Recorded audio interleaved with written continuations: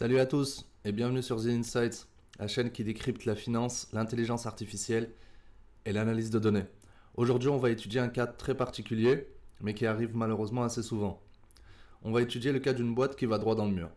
Cette boîte, elle va droit dans le mur alors même que son chiffre d'affaires explose. Et c'est peut-être même à cause de son chiffre d'affaires qui explose qu'elle va droit dans le mur. Son chiffre d'affaires, il est multiplié par 2,4 en un an. Donc vu de loin, tout va bien. Mais quand on regarde les chiffres de près, on voit un signal très clair.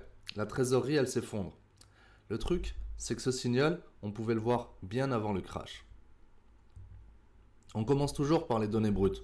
Sur 12 mois en bleu, le chiffre d'affaires facturé. Il place de 30 000 à 72 000 euros. En vert, les encaissements réels. Ça monte aussi. Mais si tu regardes bien, ça monte beaucoup moins vite. Résultat, on a un ratio encaissement sur chiffre d'affaires qui chute de 83% à 69%. Si on veut la faire très claire, on facture de plus en plus dans cette boîte, mais l'argent met de plus en plus de temps à rentrer. Premier signal faible, le décalage entre ce qui est facturé et ce qui est réellement encaissé. Au début de l'année, les deux courbes se suivent, puis progressivement, si tu regardes bien, l'écart se creuse. En janvier, il manque 5 000 euros. En décembre, on est à un peu plus de 22 000 euros.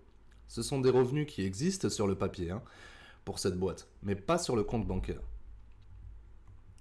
Deuxième signal, on compare maintenant ce qui rentre et ce qui sort. Les encaissements, si tu regardes bien, ils ont tendance à stagner. Mais les décaissements, eux, ils augmentent. Fournisseurs, salaires, charges, l'entreprise, elle dépense comme si tout le chiffre d'affaires était déjà encaissé. C'est exactement comme ça qu'une crise de liquidité se met en place pour une boîte. Troisième signal, la trésorerie. Jusqu'en juillet, tout va bien. 53 000 euros de cash. On se sent à l'aise. Puis arrive le point de bascule. À partir d'août, la trésorerie décroît chaque mois. En décembre, il ne reste plus que 18 000 euros. En 5 mois, les 2/3 de la caisse ont disparu. Quand on assemble tous les signaux, la lecture elle est limpide. 1. Le chiffre d'affaires progresse. Mais les encaissements ne suivent pas. 2. Les dépenses augmentent trop vite. 3. La trésorerie absorbe le choc jusqu'à casser. En réalité, le signal était déjà visible en juillet, il ne fallait pas, malheureusement, attendre le mur pour réagir. La vraie question, c'est celle-là. Est-ce que toi, tu aurais vu ce signal en juillet ? Personnellement, j'aurais agi à ce moment-là. Pourquoi faire ? Gérer les délais clients, la dépense, la trésorerie. Dis-moi en commentaire ce que toi, tu aurais fait.